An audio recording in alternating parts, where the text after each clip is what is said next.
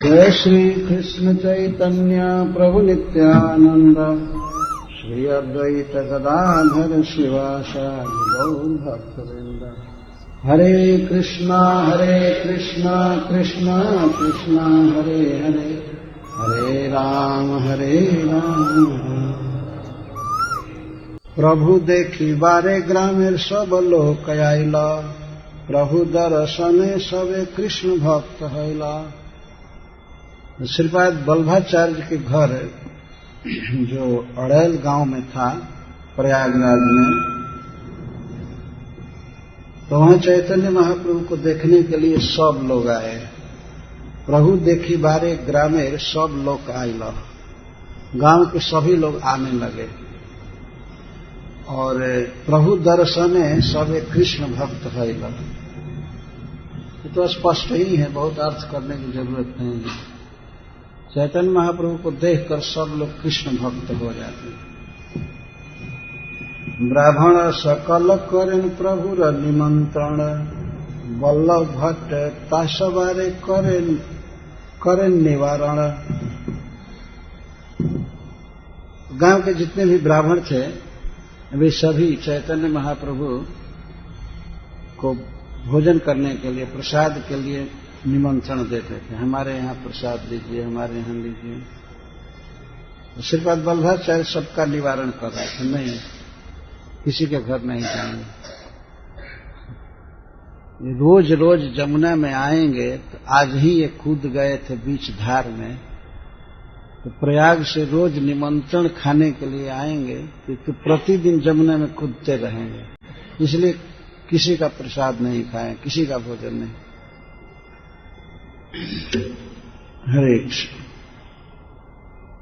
प्रेमोन्मादे पड़े गोसाई मध्य जमुना ते, प्रयागे चलाइब यह ना दिब रही थे। जब मैं ला रहा था प्रयागराज से तो मध्य जमुना में ये नौका से कूद पड़े थे, इसलिए यहां नहीं रहने दूंगा इनको प्रयागराज पहुंचाऊंगा। जिसको खिलाना हो वहां ले जाकर के खिलावे, वहां प्रयागराज में, यहां नहीं आएंगे। श्रीपाद वल्लभाचार्य जी को बड़ा स्नेह था चैतन्य महाप्रभु के प्रति, तो वो सोचे जमुना में कूद गए इस तरह से, डूबने की हालत में थे, लेकिन किसी तरह हम लोग निकाले। जब जमुना में कूद पड़े तो ऐसा नहीं था कि तैरे, और उसी में जमुना को वृंदावन में स्थित मान करके उसी में जल लीला करने लगे, जल केली करने। और प्रेमोन्माद था, इसलिए होश भी नहीं था कहाँ है क्या है, तो डूबने की नौबत थी। अतः श्रीपाद वल्लभाचार्य कहते नहीं यहां नहीं रखे। जब वो चैतन्य महाप्रभु को लाए थे तो जमुना पार करके लाए थे। जो लोग प्रयागराज गए हैं, प्रेमोन्मादे पड़े गोसाई मध्य जमुना थे। गोसाई मतलब गोस्वामी, चैतन्य महाप्रभु को गोसाई कहा। गोसाई माने स्वामी, मालिक। प्रेमोन्मादे पड़े गोसाई मध्य जमुना थे, प्रयागे चलाई वही ना दिब रही थे। अब इनको मैं प्रयागराज पहुंचाऊंगा, यहां नहीं रहने दूंगा। जार इच्छा प्रयागे जाइए करीबे निमंत्रण, एत बलि प्रभु लैया करी लगमन। जिसको इच्छा हो चैतन्य महाप्रभु को खिलाने की, वो प्रयागराज जाए, वहीं पर रंधन करे और खिलावे। इतना संकट कौन लेगा? गंगा पथे महाप्रभु रे नौका ते बसाइया, प्रयागे आइला भट्ट गोसाई लैया। तो चैतन्य महाप्रभु को नौका पर बैठाकर गंगा जी के पथ से प्रयाग गए, जमुना पार नहीं किए। जमुना बहुत खतरनाक थी, उसको देखकर कृष्ण स्मरण का उद्दीपन होता था, इसलिए चैतन्य महाप्रभु कूद पड़ते थे। अतः जहां पर जमुना जी मिलती है गंगा जी से, अब उसके बाद वो गंगा जी ही हो जाती है। उसके बाद न जमुना न सरस्वती कोई नहीं रहती है। तो गंगा जी में ले गए और वहां से गंगा पथ से नौका को चला करके धीरे धीरे और प्रयागराज में उतर करके लाए। वल्लभाचार्य जी साथ में।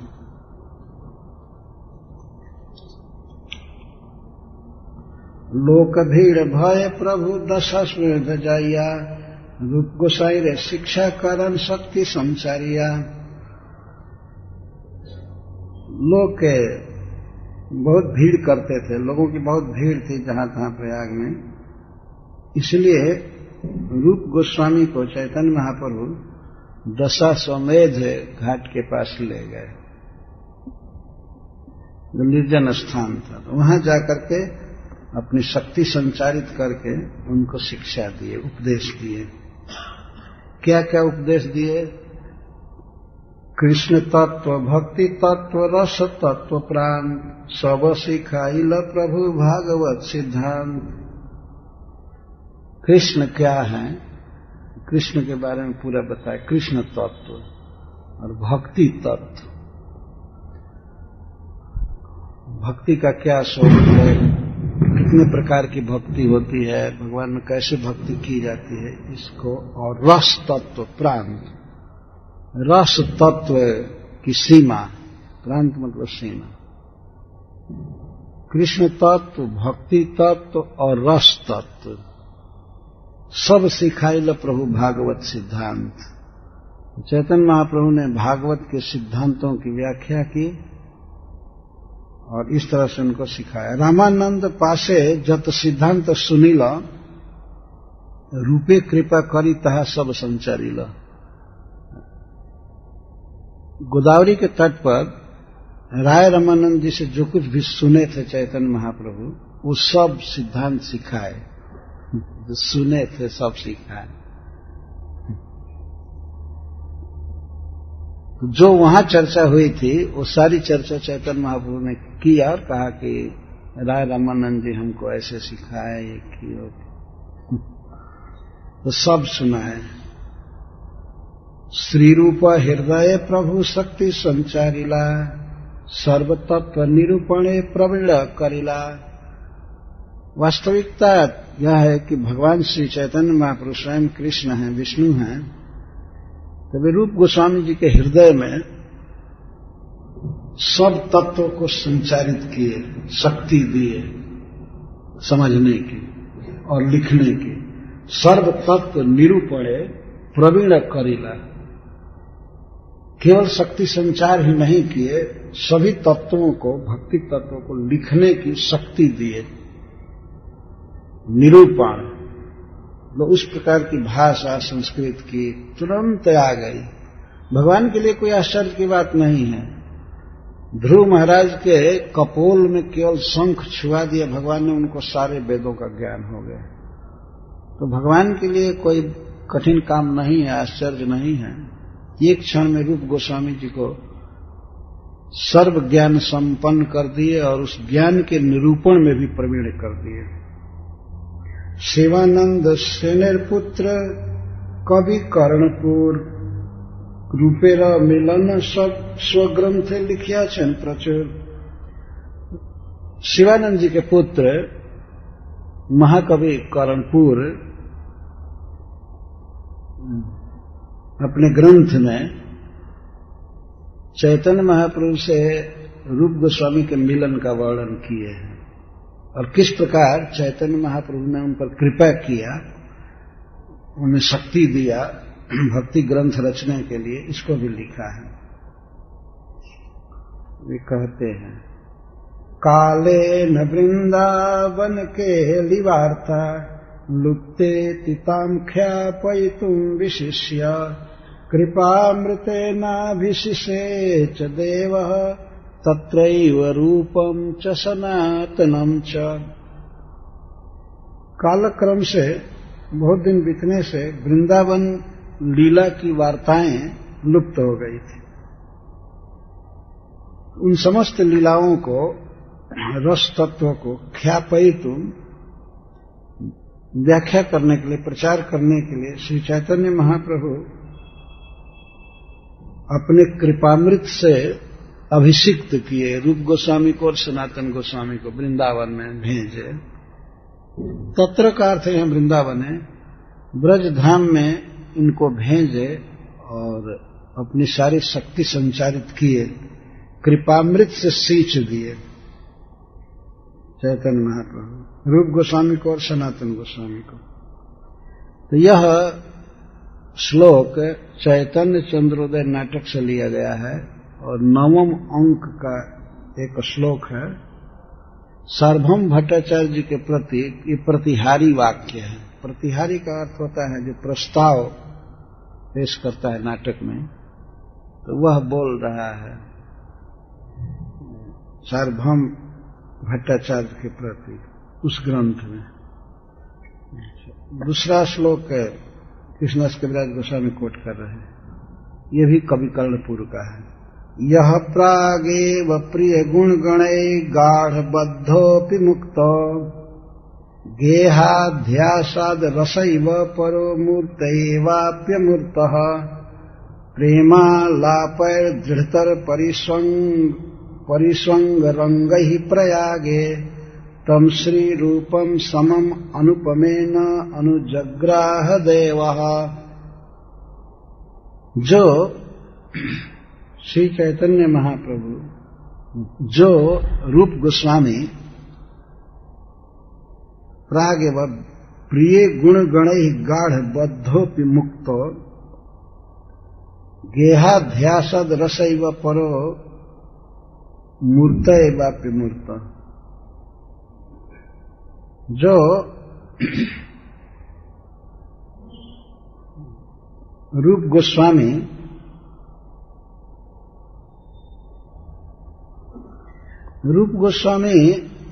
पहले से ही प्राक एवं भगवान श्री चैतन्य महाप्रभु के गुणों से गाढ़ रूप से बंधे थे।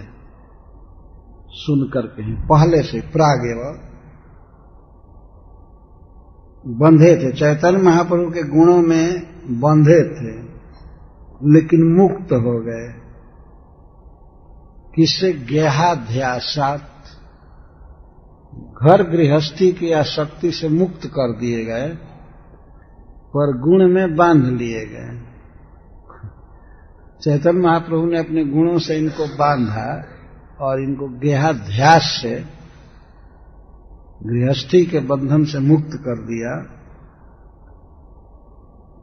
रसैव परो मूर्तैवाप्यमूर्त, और जो रूप गोस्वामी मूर्त रस हैं, मूर्त रूप हैं, किस रस के? श्रृंगार रस के। ये जो माधुर्य रस है यह अमूर्त है, वास्तव में अमूर्त है, लेकिन रूप गोस्वामी के रूप में यह मूर्ति धारण किया। भक्ति रस के साक्षात स्वरूप रूप गोस्वामी पाद, ये अर्थ है। और ऐसे रूप गोस्वामी को प्रेमालापई, प्रेम पूर्ण वार्ता से और परिसंग रंगई, अपने आलिंगन के आनंद से भगवान ने रंजित किया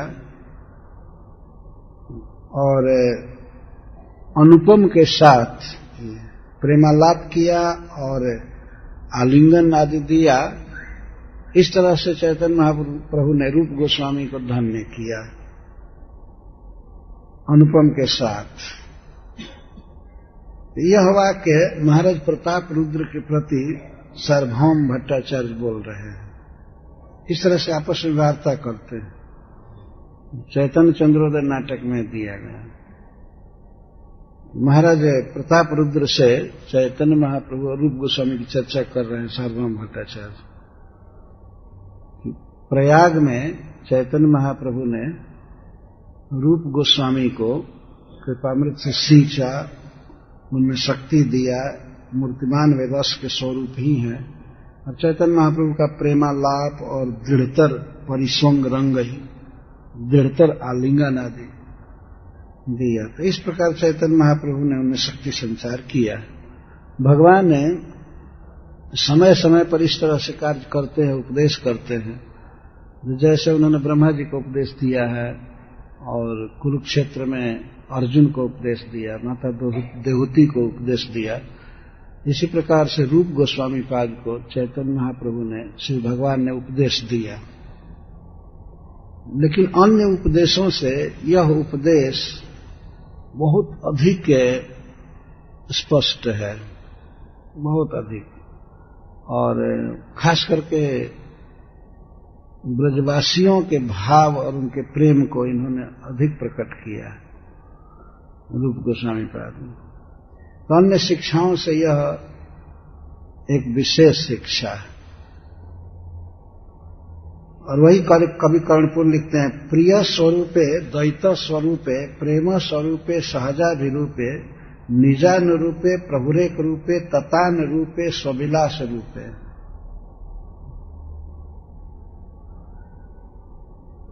रूप गोस्वामी पाद की विशेषता बता रहे हैं। भगवान चैतन्य महाप्रभु ने ततान संचारित किया, विस्तार किया। क्या चीज विस्तार किया? प्रेम स्वरूपे, प्रेम को, कृष्ण प्रेम को, और अपने स्वरूप को भी, स्वरूप भी प्रदान किया भगवान चैतन्य महाप्रभु ने रूप गोस्वामी को। कहते अपने जैसा बना दिया और कृष्ण प्रेम दिया। ये कर्म है, प्रेम और स्वरूप, इसको ततान विस्तारित किया। किसमें? अब रूप गोस्वामी पाद जी की सारी विशेषताएं हैं। प्रेम स्वरूपे यानी प्रिय स्वरूपे, जो प्रिय स्वरूप हैं, जो चैतन्य महाप्रभु के बहुत प्रिय हैं और अपने ही रूप हैं। द्वैत स्वरूपे, वे परम प्रिय हैं चैतन्य महाप्रभु के। तो प्रिय स्वरूपे द्वैत स्वरूपे, द्वैत का अर्थ भी प्रिय ही होता है, लेकिन इसकी कुछ खास विशेषताएं। सहजाभिरूपे, जो सहज ही अभिरूप है। अभिरूप का अर्थ होता है सुंदर, मधुर। श्रीपाद रूप गोस्वामी पाद बहुत ही सुंदर, शरीर से भी और भाव से भी बहुत मधुर थे, बहुत मधुर। इससे समझा जा सकता है कि नवाब हुसैन शाह रूप गोस्वामी पाद को किस तरह से मानता था और इनका आदर करता था। इनका व्यवहार बहुत मधुर था। इसलिए तो कवि कर्णपुर कहते हैं कि मूर्तिमान रस थे रूप गोस्वामी पाद। सहजाभिरूप, सहज अभिरूप, अभिरूप का अर्थ होता है मधुर, सुंदर। जो सहज ही, स्वाभाविक ही बहुत मधुर थे और बहुत सुंदर थे। निजानुरूप है, बिल्कुल चैतन्य महाप्रभु ने देखा कि मेरे अनुरूप है, चैतन्य महाप्रभु जैसा अनुरूप स्वभाव आदि में। प्रभु एक रूप है, एक रूपे का अर्थ है रूप गोस्वामी पाद बस अपने जैसा स्वयं ही थे, वैसा दूसरा नहीं था, एक रूप है। ततान रूप है, ऐसे रूप गोस्वामी में चैतन्य महाप्रभु ने प्रेम और स्वरूप का संचार किया। सो विलास रूप है, रूप गोस्वामी पाद भगवान चैतन्य महाप्रभु की विभूति ही है, अपने ही विलास हैं। वो ऐसे रूप गोस्वामी में चैतन्य महाप्रभु ने प्रेम और स्वरूप का दान किया। इन श्लोकों की व्याख्या बहुत की जा सकती है, लेकिन यहाँ पर अब ऐसा हम करेंगे तो कथा में देर होगी। यही मत कर्णामृत लिखे स्थाने स्थान, यही मत कर्णपुर लिखे स्थाने स्थाने, प्रभु कृपा कैला जैसे रूप सनातने। इस प्रकार कवि कर्णपुर ने अपने ग्रंथ में स्थान स्थान पर लिखा है कि किस प्रकार भगवान चैतन्य महाप्रभु ने रूप गोस्वामी और सनातन गोस्वामी पर कृपा किया। तो महाप्रभु जत बड़ बड़ भक्त मात्र, रूप सनातन सबर कृपा गौरव पात। चैतन्य महाप्रभु के जितने भी भक्त हैं, बड़े बड़े भक्त, तो रूप गोस्वामी और सनातन गोस्वामी सबके कृपा और गौरव के पात्र। असल में यहां पाठ भेद है। महाप्रभु जत बड़ छोट भक्त मात्र, जितने भी चैतन्य महाप्रभु के चाहे बड़े या छोटे भक्त हैं, तो रूप गोस्वामी से सभी प्रेम करते हैं और श्रद्धा करते हैं सनातन गोस्वामी से, रूप सनातन से। जो लोग बड़े हैं वे कृपा करते हैं और छोटे भक्त गौरव भाव रखते हैं, गुरु मानते हैं, आचार्य मानते हैं। सब लोग रूप गोस्वामी सनातन गोस्वामी के अनुगत हैं। गौड़ीय वैष्णवों को रूपानुग कहा भी जाता है, रूप गोस्वामी के अनुगामी। तो कृपा का पात्र और गौरव का पात्र, रूप गोस्वामी और सनातन गोस्वामी पर बहुत कृपा भी करते थे चैतन्य महाप्रभु के भक्त जो बड़े बड़े थे, जैसे अद्वैताचार्य आदि, तो बहुत स्नेह करते थे। और छोटे छोटे भक्त गौरव का भाव रखते थे कि बहुत बड़े हैं, उनकी शरण में थे। केह जदि देशे प्राय महाप्रभु जत बड़ छोट भक्त मात, रूप सनातन सबार कृपा गौरव पात्र। केह यदि देशे जाए देखी वृंदावन, तारे प्रश्न करें प्रभु पारिषदगण। प्रभु पारिषदगण, कोई व्यक्ति यदि वृंदावन घूम करके बंगाल में या जगन्नाथपुरी में लौटता था, कोई भी भक्त, तो उससे चैतन्य महाप्रभु के पारिषद लोग जो भी साथ में रहते थे, जैसे स्वरूप दामोदर जी, राय रामानंद जी, सार्वभौम भट्टाचार्य, अद्वैताचार्य इत्यादि, जितने भी बड़े बड़े भक्त थे, पार्षद थे, वे प्रश्न करते थे। कहता हाँ कैसे रहे रूप सनातन, कैसे रहे कैसे बैरा कैसे भोजन। पूछते थे कि रूप और सनातन वृंदावन में कैसे रहते हैं,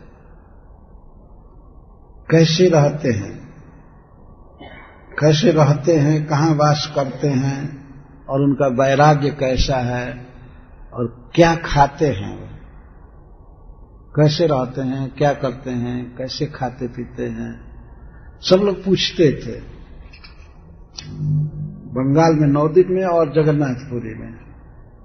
तो कैसे अष्ट प्रहर करें श्री कृष्ण भजन, तबे प्रशंसिया कहे से ही भक्तगण।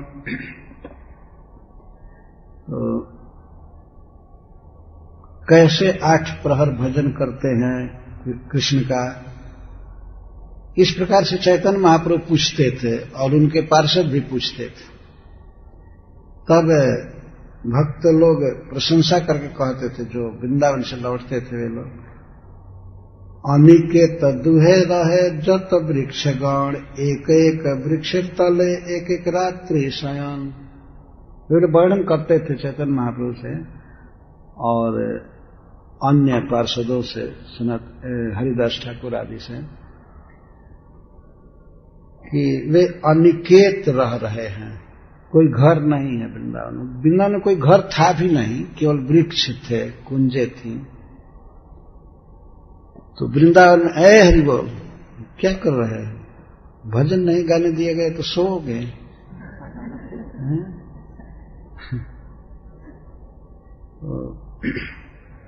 अनिकेत रहते हैं।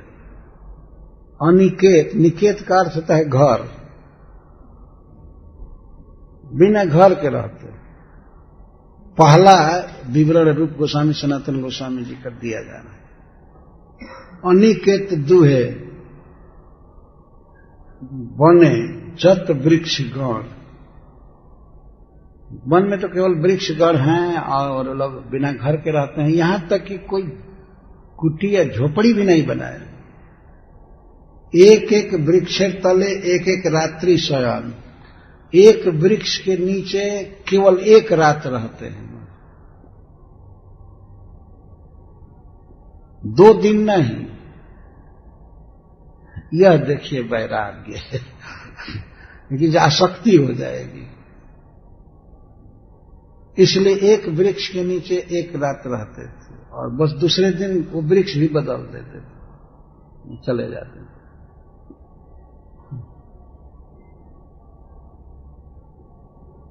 एक वृक्ष के नीचे एक दिन रहना, यह भाव न हो जाए कि अब मेरे डेरा डल गया और ये वृक्ष मेरा है।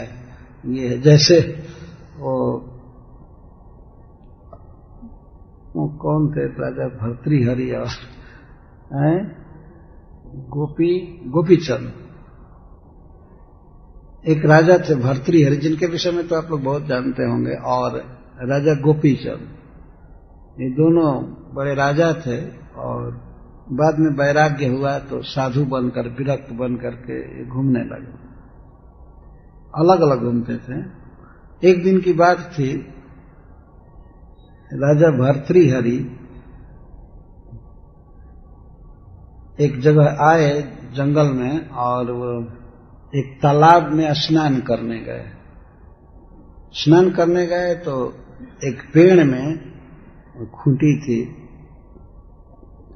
खूंटी मतलब वृक्ष की शाखा जो पुरानी होकर के टूट गई थी, कील नहीं डाले थे, वास्तव में वो शाखा थी। तो ठूठे शाखा में अपना झोला लटका दिए, जिसमें अपना कोई ग्रंथ रखे होंगे, चाहे कोई अगरबत्ती या जो भी। विरक्त, बिल्कुल राजा विरक्त हो गए। तो खूंटी में झोला लटका करके और गए स्नान करने। तब तक उसी समय गोपीचंद राजा भी आए। वो नहीं जानते थे कि यहाँ पर भर्तृ।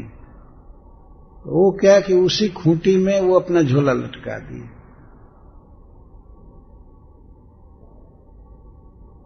झोला लटकाए, तब तक वो नहा करके भर्तृहरि आ रहे थे। तो उन्होंने कहा, कौन झोला लटकाया इसमें? कौन झोला लटकाया? तो गोपीचंद कहे, क्या हो गया इसमें लटकाने से? तो कोई भी लटका सकता है। नहीं, ये मेरा है, मैं इसमें लटकाया।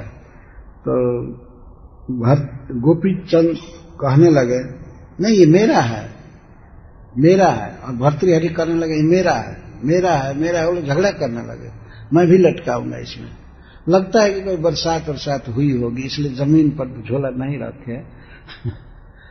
ये मेरा है तो मेरा है। कोई पहले से संबंध नहीं था उस शाखा के साथ। झगड़ा होने लगा, वाद विवाद होने लगा कि मेरा है तो मेरा है, तो मैं दिखा दूंगा, तो मैं दिखा दूंगा। दोनों तो क्षत्रिय थे और राजा रहे थे। वो लोग झगड़ा कर रहे थे भर बल ऐसे वाणी से। तब तक एक माता जी उधर से निकली, बूढ़ी माता जी। वो देख करके भर्तृहरि ने कहा कि माता जी, इसमें मैं पहले झोला लटकाया था, ये आकर के पीछे से लटका दिया। तो गोपीचंद जी कहते तो क्या हो गया, इसमें मैं लटका सकता हूं, ये सबका है। तो माता जी बहुत दंग हो गई। वो कहीं कि अरे तुम लोग एक साधारण खूंटी के लिए झगड़ा कर रहे हो। सुने इस देश के राजा महाराज भर्तृहरि राज्य छोड़ करके वन में चले गए। और उधर राजा गोपीचंद भी भिखारी हो गए, राजा हो गए, विरक्त हो गए। वो लोग राज्य छोड़ करके चले गए। और तुम लोग कितने नीच मनुष्य हो कि एक वृक्ष की शाखा के लिए झगड़ा कर रहे हैं। उनकी कथा सुना, उनकी राजा भर्तृहरि की और गोपीचंद। इस तरह से तुम लोग झगड़ा कर रहे हैं। यह सुन करके दोनों बिल्कुल मौन हो गए। और इसके बाद फिर झगड़ा नहीं किया और भागे अलग अलग। तो बताइए, राज्य छोड़ करके आए थे, लेकिन एक वृक्ष के खूंटी के लिए झगड़ा कर रहे थे।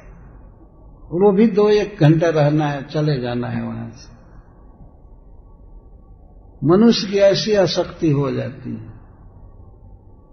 इसलिए रूप गोस्वामी पाद, सनातन गोस्वामी पाद, ये सब एक एक वृक्ष के नीचे एक ही दिन रहते थे। वृक्ष भरे पड़े थे वृंदावन पूरे ब्रज में, तो कहीं भी जाकर के रह गए। तो लोग आकर के कहते थे चैतन्य महाप्रभु से कि वो तो एक अनिकेत रह रहे हैं और एक एक वृक्ष तले एक एक रात्रि शयन, एक एक वृक्ष के नीचे एक एक रात्रि रहा। विप्रगृह स्थूल भिक्षा कहाँ माधुकरी। और किसी ब्राह्मण के यहाँ कभी कभी स्थूल भिक्षा लेते हैं। स्थूल भिक्षा का मतलब है पूरा भिक्षा, तो ज्यादा का मतलब है भर पेट नहीं, परंतु स्थूल भिक्षा का मतलब है कि एक रोटी से ज्यादा चाहे आधा से ज्यादा, इसको स्थूल भिक्षा कहते। स्थूल भिक्षा ब्राह्मण के यहां से लेते थे। और स्थूल भिक्षा का एक और अर्थ भी है, आटा ले लिया बनाने के लिए, कहीं उपल गोईठा लेकर के कभी या लकड़ी पर बना लेते, कभी कभी, ज्यादा नहीं। और कहाँ मधुकरी, और कभी कभी तो माधुकरी करते थे, मधुकर की वृत्ति, जैसे भंवरा फूलों से थोड़ा थोड़ा रस लेता है, ऐसे ही किसी किसी घर से चौथाई रोटी, आधी रोटी ले लेते थे। अथवा जैसे कहीं से 50 ग्राम आटा, 100 ग्राम आटा लाए, बाटी लगा करके खा लिया। रोज स्थूल भिक्षा नहीं करते थे। भरपेट भोजन तो कभी हुआ ही नहीं। मधुकरी करते थे। शुष्क रोटी चना चिबाए भोग परिहर, और सूखी रोटी चबाते थे, सूखी रोटी खाते थे। सब्जी का तो कोई प्रश्न ही नहीं। सब्जी, आज भी ब्रज में सब्जी बहुत कम बनती है। सब्जी नहीं खाते थे, और घी आदि का तो सवाल ही नहीं था। शुष्क रोटी चना चिबाए, सूखी रोटी और सूखा चना चबा लेते। भोग परिहरी, तो प्रश्न होता है क्या उनको कभी मिलता नहीं था? मिलता था लेकिन नहीं लेते थे।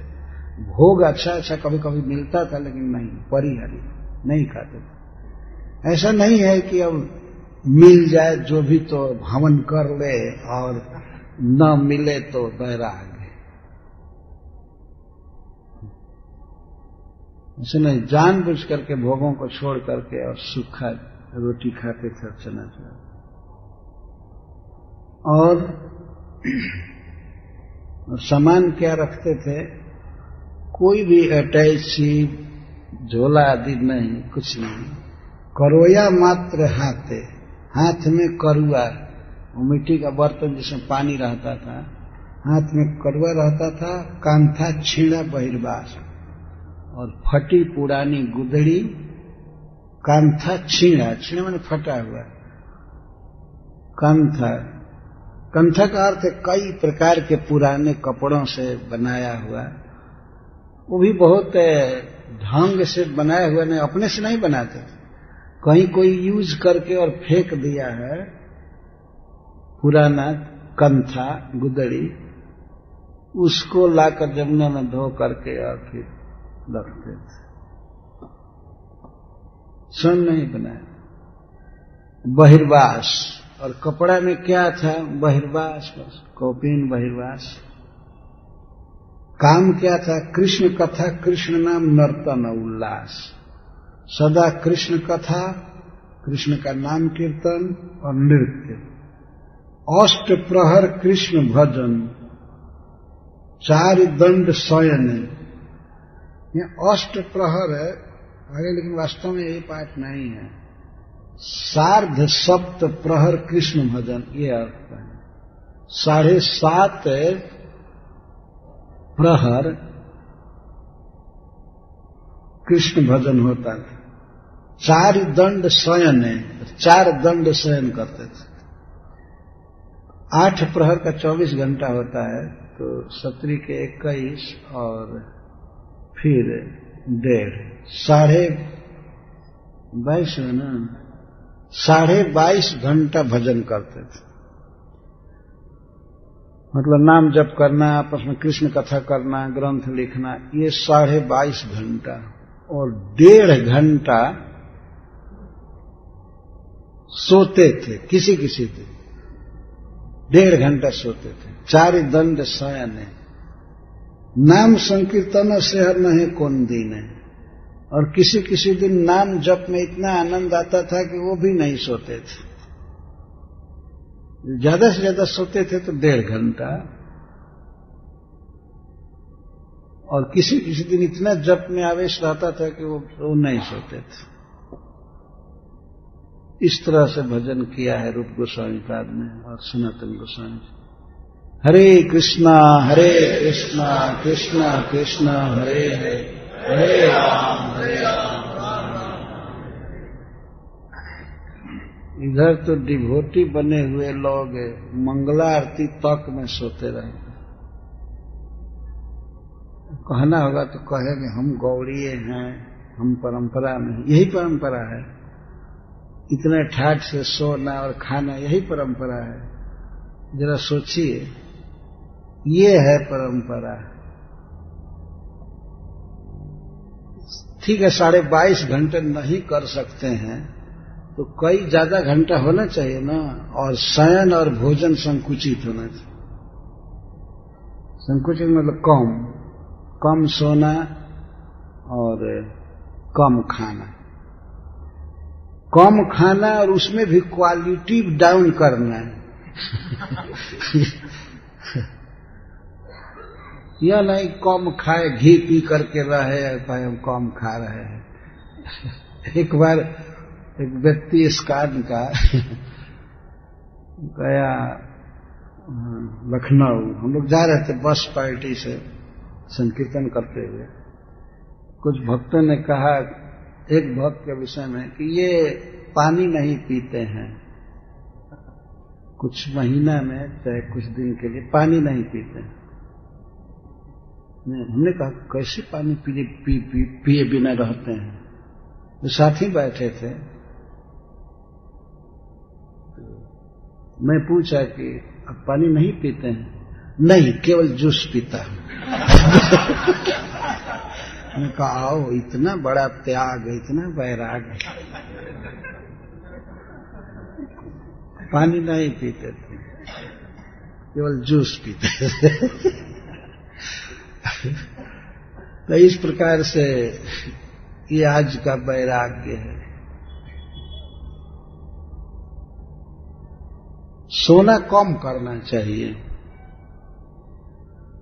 और खाना भी।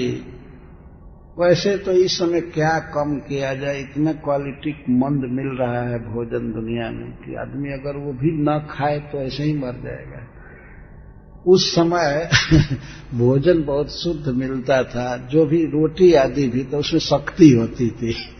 आज के युग में तो कोई शक्ति है नहीं, सब फर्टिलाइजर डाल करके उत्पन्न किया जाता है, तो इसलिए शक्ति कम हो गई। और अगर रूप गोस्वामी पाद सनातन गोस्वामी पाद के अनुसार भजन किया जाए तो 1 सप्ताह से अधिक नहीं कर पाएंगे। सोए बिना बीमार हो जाएंगे, खाए बिना बीमार हो जाएंगे। और 22.5 घंटे नाम जप करे कोई तो ऐसे ही हॉस्पिटलाइज्ड हो जाएगा। जो भी हो, लेकिन जो स्टैंडर्ड है रूप गोस्वामी पाद और सनातन गोस्वामी पाद जी का, इसको सुनना चाहिए। सार्ध सप्त प्रहर कृष्ण भजन 4 दंड शयने, नाम संकीर्तन से नहे कौन दीने। कभु जे भक्ति शास्त्र करे लिखान, चैतन्य कथा सुने करे चैतन्य चिंतन। कभी कभी भक्ति शास्त्र लिखते थे, जैसे भक्ति रसायन सिंधु, उज्ज्वल नीलमणि या बृहद भागवतामृत आदि ये ग्रंथ लिखते थे। चैतन्य महाप्रभु की कथा सुनते रहते थे और चैतन्य महाप्रभु का चिंतन करते थे। ऐ कथा सुनि महान तेर महासुख है, चैतन्य कृपा जाहे ताए की विस्मय। इन बातों को सुनकर चैतन्य महाप्रभु को और उनके परिकरों को बहुत सुख मिलता था, महासुख है। रूप गोस्वामी और सनातन गोस्वामी के वैराग्य की बात सुन करके और कृष्ण भजन की इस निष्ठा को सुनकर महासुख मिलता था। और उधर से कभी भी ऐसा संदेश नहीं आया कि कह दो आराम से खाया करें, ठीक से रहे, ऐसा किसी का संदेश नहीं आया। जितना ही वैराग्य और कृष्ण भजन की बात सुनते थे तो लोग सुखी होते थे। यही कथा सुनी महांतर महासुख है, चैतन्य कृपा जाहेता है कि विष्णु। तो लोग कहते थे आपस में कि चैतन्य महाप्रभु की जिस पर कृपा है उसके लिए कोई आश्चर्य की बात नहीं है। चैतन्य कृपा रूप लिखिया से न आपने रसामृत सिंधु ग्रंथर मंगलाचरणे। चैतन्य महाप्रभु ने किस प्रकार कृपा किया है रूप गोस्वामी पाद पर। रूप गोस्वामी जी ने भक्ति रसामृत सिंधु ग्रंथ के मंगलाचरण में ही इसको लिखा है। हृदय जस प्रेरणया प्रवर्तितो हम बराक रूपोपि तस्य हरे पद कमलम वंदे चैतन्य देवस्य। हृदय में जिनकी प्रेरणा से मैं तुच्छ व्यक्ति भी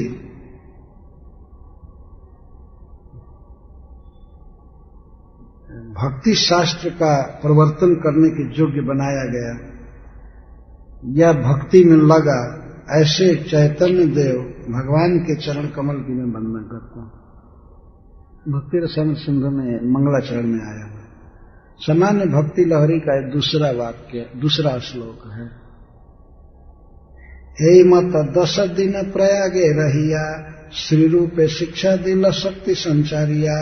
इस प्रकार प्रयागराज में दशाश्वमेध घाट पर 10 दिन रहकर भगवान चैतन्य महाप्रभु ने उनमें शक्ति संचार करके उनको शिक्षा दिया। यह शिक्षा बहुत प्रसिद्ध है। यहां से चालू करते हैं। प्रभु कहे सुन रूप भक्ति रस लक्षण सूत्र रूपे कही विस्तार न जाए वर्णन। अब चालू करें। हे रूप सुनो, भक्ति रस का लक्षण बता रहा हूं, सूत्र रूप में बता रहा हूं, विस्तार से इसका वर्णन नहीं किया जा सकता, बहुत समय लगेगा, विस्तार ना जाए वर्णन, बहुत विस्तार है। इसलिए तो भगवान चैतन्य महाप्रभु की कृपा से रूप गोस्वामी पाद ने इसका साक्षात्कार किया, इसलिए लिखा भक्ति रसामृत सिंधु। जैसे सिंधु में समुद्र में जल ही जल होता है, वैसे भक्ति में रस ही रस है। इसे रसामृत सिंधु है, भक्ति रस का यह समुद्र है वो ग्रंथ भक्ति रसामृत सिंधु। सूत्र रूपे कहे विस्तार ना जाय वर्णन। पारावार शून्य गंभीर भक्ति रस सिंधु तो मैं चखाईते तार कही एक बिंदु। पारावार शून्य, इस पार और उस पार, न इस पार है न उस पार है, पारावार शून्य है भक्ति रसामृत सिंधु, केवल रस ही रस भरा हुआ है। तो उसका विस्तार से वर्णन नहीं किया जा सकता। तो उस रस में से मैं एक बिंदु तुमको चखा रहा, थोड़ा सा वर्णन कर रहा। तो मैं चखाईते तार कही एक बिंदु, कहकर एक बिंदु चखा रहा, मतलब थोड़ा वर्णन कर रहा हूं। सुनो। एत ब्रह्मांड भरी अनंत जीवगण 84 लक्ष योनिते करये भ्रमण। इस ब्रह्मांड में एक ब्रह्मांड का वर्णन करें चेतन महाप्रभु। एक ब्रह्मांड के अंतर अनंत अनंत जीव हैं। यही तो ब्रह्मांड भरी अनंत जीवगण, कोई अंत नहीं है, कोई संख्या नहीं है, संख्या तीतो ही चित्कड़ा। 84 लक्ष योनि ते करय भ्रमण। तो एक ब्रह्मांड की बात है, ऐसे अनेक ब्रह्मांड हैं। एक ब्रह्मांड में, इस ब्रह्मांड में अनंत जीवगण हैं जो 84 लाख प्रकार के शरीरों में जन्म लेते रहते हैं। प्रकार 84 लाख, 84 लाख योनि में तो 84 लाख प्रकार का शरीर भगवान ने बनाया है। और जीव कोई किसी शरीर में है, कोई किसी शरीर में, इस तरह से करय भ्रमण। ये भ्रमण का मतलब है दो हुआ, शरीर लेकर के भ्रमण करना या एक शरीर से दूसरे शरीर में जाना, ये भी भ्रमण है, शरीरांतर होना। आज जितने मनुष्य हैं, मान लीजिए दिल्ली में है, नोएडा में है, तो अगले जन्म में इनमें से एक भी मनुष्य नहीं बनेगा, ये गारंटी है। एक भी आदमी नहीं बनेगा। इसमें से कुछ देवता का शरीर ग्रहण करेंगे, कुछ भगवान के धाम जाएंगे, कुछ लोग वृक्ष बनेंगे या शुकर कुकर हॉग्स डॉग्स बनेंगे, जो भी हो, जैसे जैसा क्वालिफिकेशन है उसके अनुसार बदल जाएगा। कोई पूछ सकता है क्या कोई भी मनुष्य नहीं बनेगा? बहुत कठिन है। अगर भक्ति में गिरेगा तो उसको अभी चांस नहीं मिलेगा, उसको स्वर्ग भेजा जाएगा, वहां बहुत दिन भोग करके देवताओं का भोग, तब इसके बाद जन्म मिलेगा। भगवान ने बताया है अर्जुन के प्रश्न का उत्तर देते हुए गीता में। उसकी दुर्गति नहीं होगी, लेकिन हायर एलिवेशन होगा, देवता बनेगा, फिर गिरेगा और इसके बाद तब फिर भजन करेगा।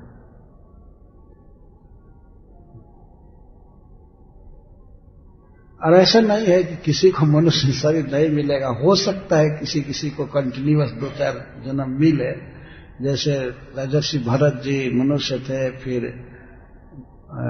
इसके बाद हरिण बने, इसके बाद फिर मनुष्य बने।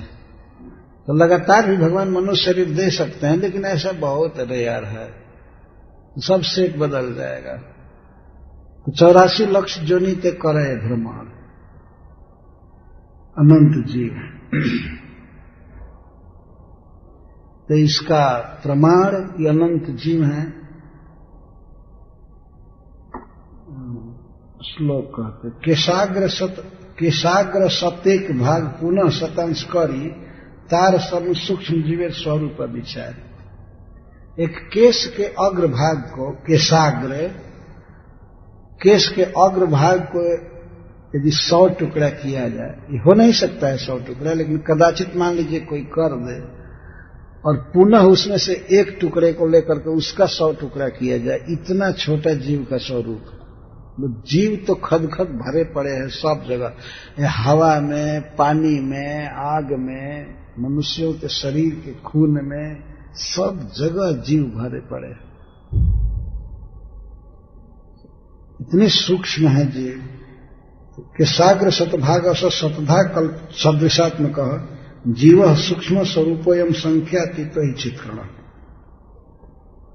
बालाग्र शतभाग से शतधा कल्पित भागो जीव सविज्ञ इति चाह परागत।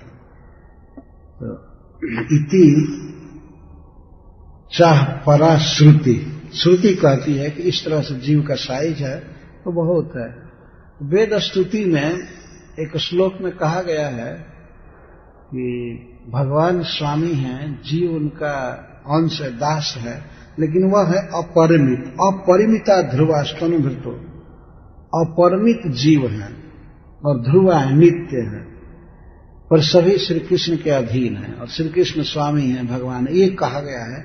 लेकिन यहाँ इस श्लोक में इतना ही तथ्य तात्पर्य है कि जीवों की संख्या अनंत है। तो उन अनंत जीवों में तार मध्य स्थावर जंगम दुई भेद। भगवान चैतन्य महाप्रभु कहते हैं कि इन अनंत कोटि जीवों में 2 वर्ग है, एक है स्थावर और दूसरा जंगम। स्थावर को अचर कहते हैं और जंगम को चर कहते हैं। जंगम का अर्थ है घूमने वाला, भ्रमण करने वाला, एक स्थान से दूसरे स्थान पर जा सकता है उस शरीर में। और नहीं, स्थावर का अर्थ है एक जगह रहने वाला और जंगम का अर्थ है चलने वाला। तो तार मध्य स्थावर जंगम दुई भेद।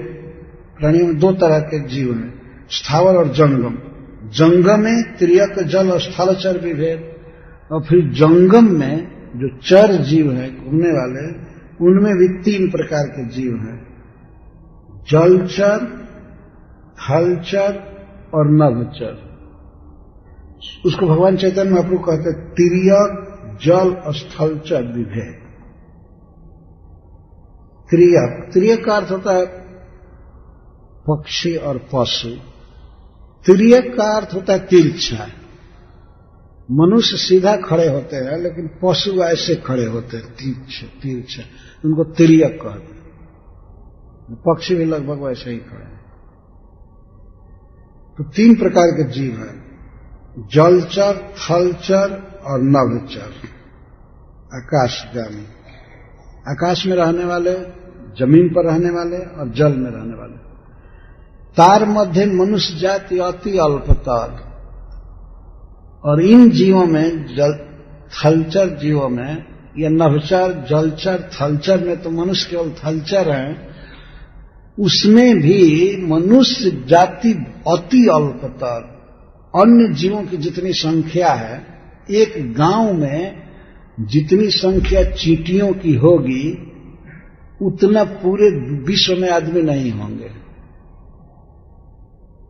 सरसों के एक एक दाने में जीव है, सांवा के एक एक दाने में जीव है। ये सब गिना जाए तो एक गांव में इतना प्रोडक्शन होता है कि उतने आदमी तो पूरे विश्व में नहीं है। इसीलिए चैतन्य महाप्रभु कहते हैं तार मध्य मनुष्य जाति अति अल्पतर। इन जीवों में मनुष्य तो अति अल्पतर, बहुत कम है। आजकल लोग कहते हैं कि बहुत संख्या बढ़ गई लेकिन चैतन्य महाप्रभु कहते हैं मनुष्यों की संख्या अति अल्पतर, बहुत कम है। और उसमें भी तार मध्य म्लेच्छ पुल्लिंग बौद्ध सबर। मनुष्यों में भी ज्यादातर ये म्लेच्छ भरे पड़े हैं। सारी दुनिया में म्लेच्छ, यौवन, ये सब भरे पड़े हैं। चैतन्य महाप्रभु कहते मनुष्यों में भी तार मध्य, मनुष्यों में भी म्लेच्छ पुल्लिंग बौद्ध सबर, म्लेच्छ पुल्लिंग बौद्ध सबर सब भरे पड़े। तो आप लोग अर्थ समझते हैं, म्लेच्छ मतलब मुसलमान और क्रिश्चियन, ये सीधा अर्थ हुआ। और पुल्लिंग बौद्ध सबर, देश के देश भरे हुए हैं बौद्धों से जो वेद नहीं मानते। चैतन्य महाप्रभु ये बात कह रहे हैं। सबर, हीन जातियां जगह जगह ये सब भरे पड़े। मनुष्यों की एक तो संख्या बहुत कम, और उसमें भी सब म्लेच्छ पुल्लिंग बौद्ध सबर भर गए।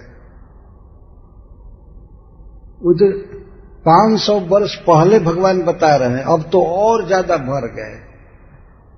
500 वर्ष के अंदर बहुत ज्यादा भर गए।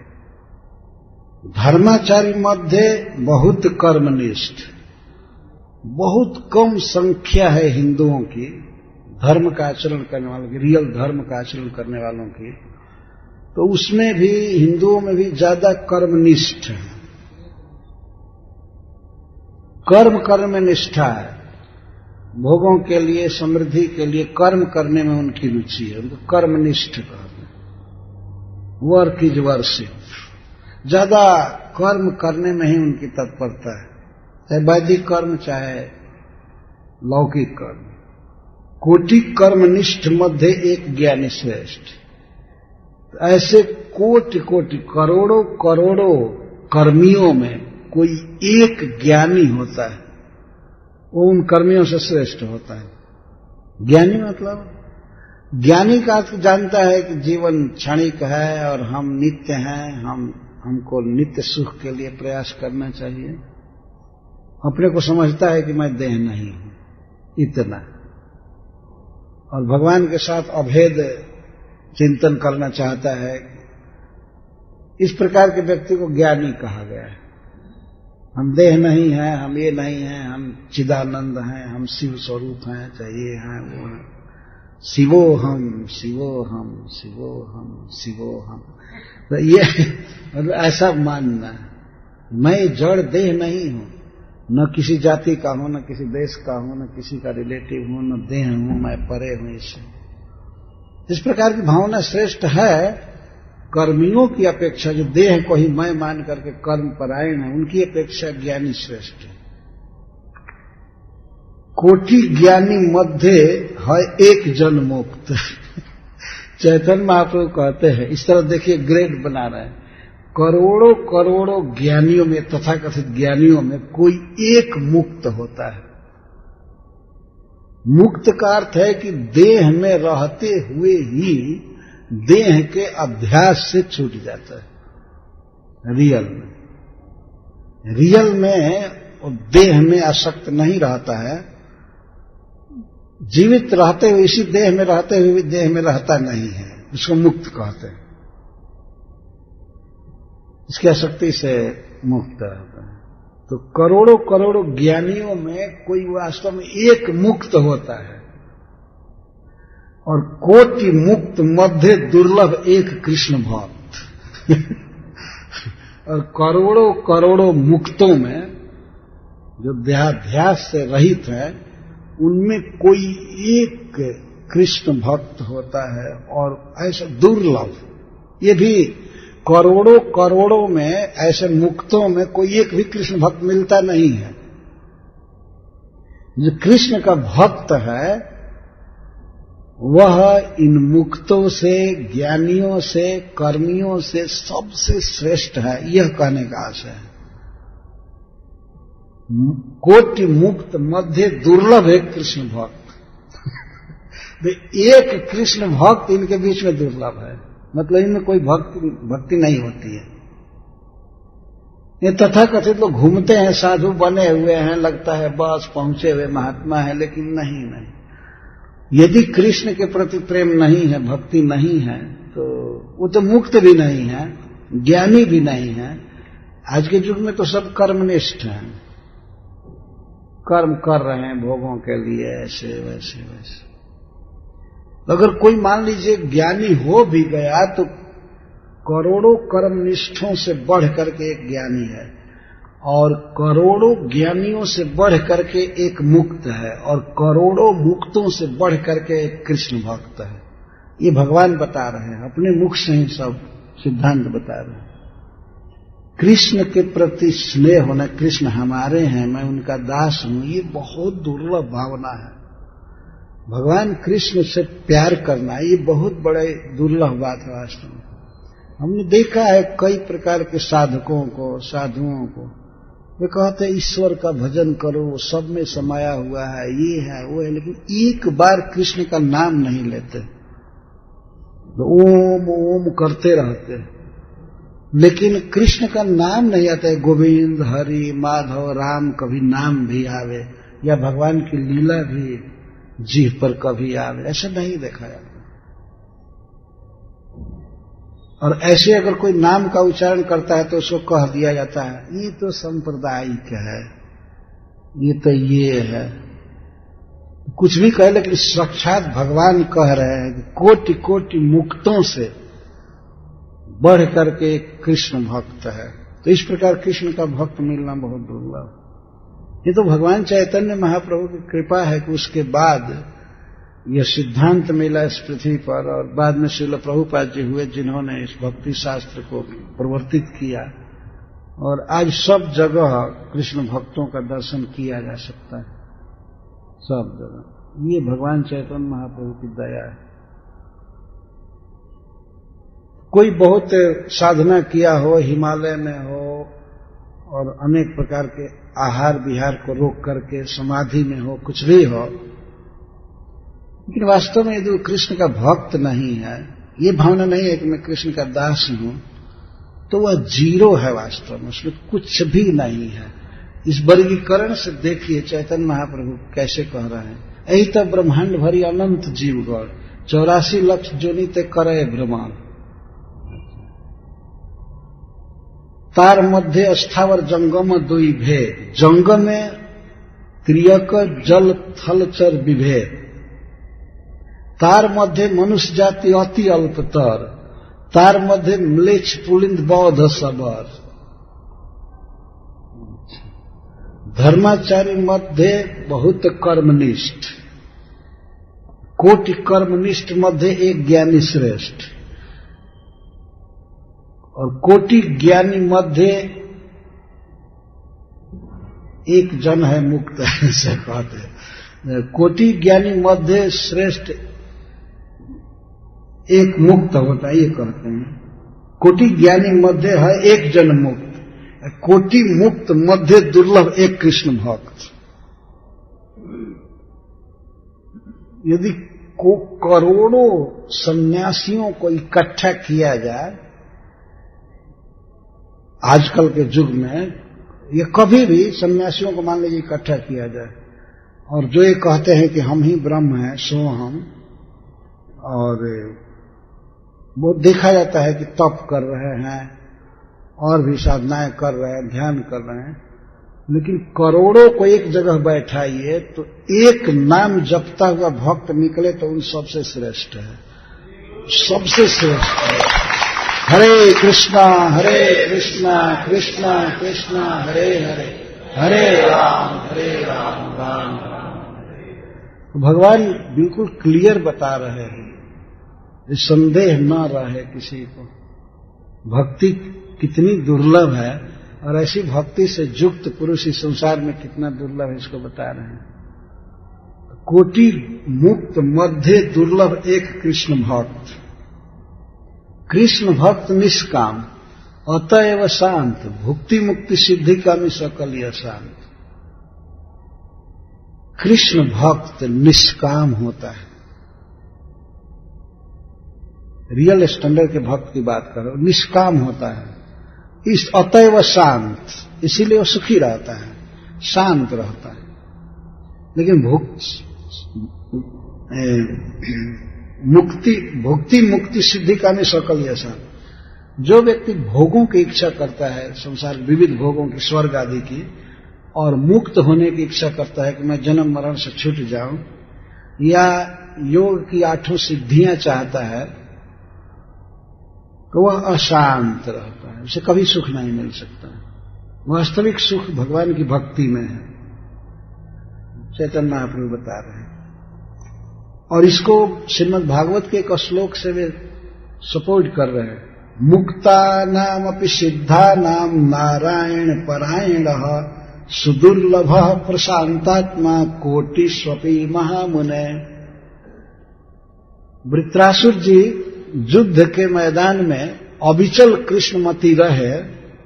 भगवान कृष्ण में उनकी मति लगी हुई थी, युद्ध चल रहा था इंद्र के साथ, दैत्य और देवता सब लगे हुए थे आपस में।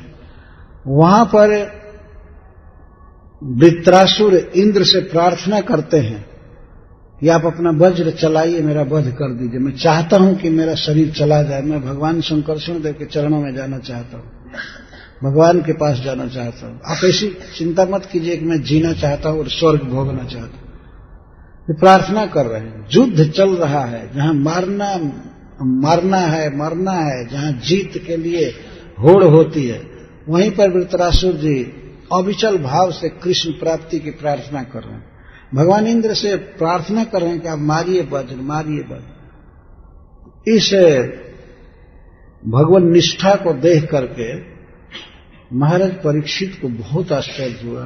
ये प्रश्न किए कि प्रायः देवताओं की और मुनियों की भी मति भगवान में नहीं लगती है, और वृत्रासुर असुर जाति में जन्म लेकर भी, और वो भी युद्ध के क्षेत्र में, इस तरह से आसक्त रहे भगवान कृष्ण में, कैसे हुआ? प्रश्न पूछने में महाराज परीक्षित ये श्लोक बोले हैं कि ऐसा वृत्रासुर जी जैसा कृष्ण भक्त तो बहुत दुर्लभ है। तो उसको कह रहे हैं मुक्ता नाम अपि सिद्धा नाम, जो मुक्त हैं, देह में रहते हुए भी देह की आसक्ति से पूर्णतः छूट गए हैं, उनको मुक्त कहते हैं। और सिद्धा नाम, मुक्तों से भी बढ़ करके जो सिद्ध हैं, जो लगभग अपने स्वरूप को प्राप्त हो गए हैं। यहां सिद्धा से शब्द है, ये तात्पर्य है माया से मुक्त हो गए और अब अपने स्वरूप में वे आ रहे हैं। पर उनमें से भी कोटिस्वपि, करोड़ों करोड़ों मुक्तों और सिद्धों में भी नारायण परायण, नारायण में ही, भगवान कृष्ण में ही आसक्त, परायण का अर्थ है कृष्ण में आसक्त भक्त, सुदुर्लभ, अत्यंत दुर्लभ। इन करोड़ों करोड़ों में भी, मुक्तों और सिद्धों में भी नहीं पाया जा सकता। प्रशांत आत्मा, जिसका मन हमेशा सुख में रहता है, भगवान के चिंतन में, और कोई कामना नहीं। हे महामुनि, हे सुखदेव गोस्वामी, ऐसा कृष्ण भक्त दुर्लभ है।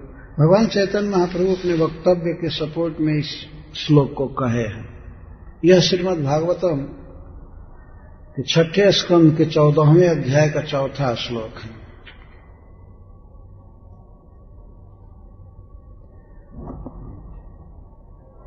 इस तरह से कृष्ण भक्त दुर्लभ है। तो अब भक्ति का वर्णन करते हैं, भक्ति कैसे आती है, भक्ति का क्या स्वरूप है। ब्रह्मांड भ्रमित कौन भाग्यवान जीव, गुरु कृष्ण प्रसादे पाए भक्ति लता बीज। इस प्रकार ब्रह्मांड में जीव भ्रमण कर रहा है। तो जैसे 84 लाख जोनियां हैं, तो उसी में बौद्ध, पुलिंद, सवर आदि भी है। इस तरह जीव भ्रमण करता रहता है, करता रहता है, करता रहता है। तो भ्रमण करने वालों में कोई भाग्यवान जीव जो विशिष्ट सौभाग्य से युक्त है, वह गुरु प्राप्त करता है और गुरु की कृपा से, कृष्ण की कृपा से भक्ति लता का बीज प्राप्त करता है। भक्ति लता बीज, भगवान कृष्ण के प्रति अटैचमेंट, आसक्ति, यही है भक्ति लता और उसका बीज प्रारंभ। तो किसी भाग्यवान जीव को भक्ति लता का बीज मिलता है, भगवान चैतन्य महाप्रभु कहते हैं। तब यहां पर प्रश्न होता है, यहां भाग्यवान का क्या अर्थ है? क्या अर्थ हुआ भाग्यवान का? ये सोचने की बात है। तो चैतन्य चरितामृत की टीकाएं लिखी गई हैं, तो उसके अनुसार भाग्यवान का अर्थ हम लोग समझेंगे। इस संसार में भाग्यवान किसको कहते हैं लोग? फॉर्चुनेट या लक्की कहते हैं। यदि किसी को लॉटरी मिल गई तो कहते हैं बहुत लक्की है। कोई पढ़ाई लिखाई में सफल हो गया, बड़ी नौकरी मिल गई, या कुछ हो गया, ये हो गया, खेल कूद में उसका नाम आ गया, या नेता बन गया, मिनिस्टर बन गया, तो उसको कहते हो बहुत फॉर्चुनेट, नसीब का अच्छा है। यहां चैतन्य महाप्रभु कह रहे हैं जिसका हाई क्लास का नसीब है, भाग्य है, वो गुरु और कृष्ण की कृपा प्राप्त करता है और उनकी कृपा से कृष्ण में उसकी आसक्ति होती है। भाग्यवान का है यहां अर्थ शास्त्र में कहा गया है, साधु सेवी महाभाग्यवान। किसी व्यक्ति को भगवान कृष्ण की कृपा से किसी शुद्ध साधु का संग प्राप्त हो, किसी वैष्णव का संग प्राप्त हो, और उस वैष्णव के प्रति उसकी श्रद्धा हो जाए, ये भी भगवान की कृपा से। एक तो संग मिले और श्रद्धा हो जाए, और श्रद्धा बस वह साधु की कुछ सेवा करे, उसके अनुकूल व्यवहार करे, तो साधु के चित्त को प्रसन्न करने के लिए उसने कुछ काम किया, कुछ उसको दिया या व्यवहार किया, तो उस साधु की कृपा उस पर हो जाती है, अनुकूल दृष्टि हो जाती है कि अच्छा व्यक्ति है, कृष्ण का भक्त इसे होना चाहिए। तो इसको कहते हैं भाग्यवान। साधु संग लब्ध, ये अर्थ है भाग्यवान का। ये अर्थ, किसी व्यक्ति को यदि भगवान कृष्ण के भक्त का संग मिल गया और उस भक्त के प्रति श्रद्धा है, उसकी सेवा किया, अनुकूल व्यवहार किया, तो वह है भाग्यवान। ऐसे भाग्यवान को कृष्ण भक्त गुरु की प्राप्ति होती है, और गुरु की कृपा से और भगवान कृष्ण की कृपा से उसे भक्ति लता का बीज मिलता है। कृष्ण में आसक्ति का प्रारंभ होता है, कृष्ण को पसंद करने लगता है। ये भक्ति लता का मतलब है भगवान के प्रति आसक्ति, अटैचमेंट की लता। तो भगवान की कृपा से, गुरु की कृपा से और भगवान की कृपा से उसके हृदय में भगवान कृष्ण के प्रति आकर्षण उत्पन्न होता है, आकर्षण और रुचि उत्पन्न होती है।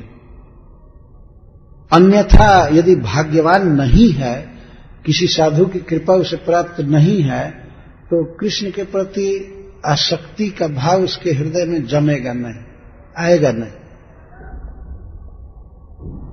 तो इस प्रकार का भाग्यवान जीव गुरु और साधु भगवान की कृपा से वह प्राप्त करता है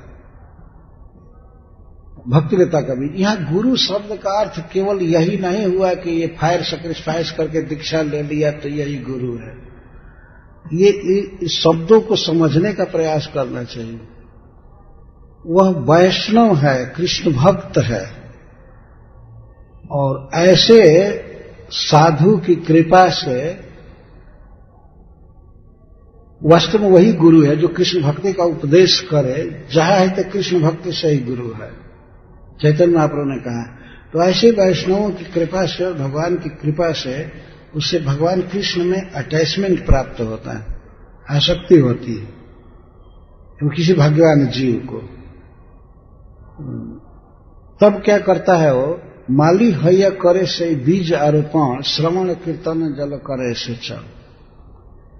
तो जैसे माली को, गार्डनर को कोई बीज मिले किसी श्रेष्ठ पौधे का जिसका फल बहुत अच्छा होता है, जिसमें बहुत अच्छा फूल लगता है, तो वो बीज आरोपण करता है, जमीन तैयार करता है, जमीन तैयार करके उसके घास निकालता है, उर्वर बनाता है, सिंचाई करता है और उसमें बीज का आरोपण करता है।